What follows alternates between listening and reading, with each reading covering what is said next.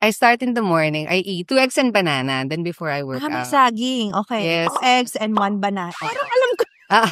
Ano yung sikreto? Like, how do you maintain? Staying fit, you don't have to be excellent, super good. Kailangan mo lang consistent ka talaga. And you have to do regular na katawan mo happy. I start in the morning, I eat 2 eggs. 2 eggs. Yes. Lista. 2 eggs and banana, then before I work May out. saging. Okay. Yes. 2 eggs and 1 banana. Parang alam ko. See, ikaw na-dirty ka din eh. Alam mo ever, like ko sinasabi, 2 eggs, wala akong naisip na dirty. Ikaw lang, Ana. Saka banana, hindi senyoritang banana. Okay.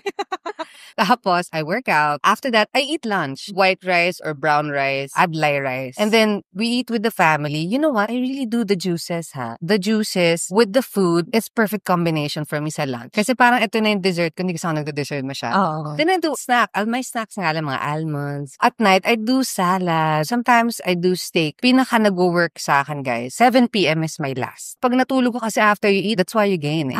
Okay. Kasi si B, ang hilig alam mo yung pag nagdi-Netflix kayo, so may snacks pa, mayroon pang chips. Actually, chips din ako. Mga clover chips. Ako mauubos ko yung isang ganung pack. Yun lang ang vice ko. I pick my weekends. So for me, you need a realistic diet. Kasi if you don't eat, eventually it doesn't last.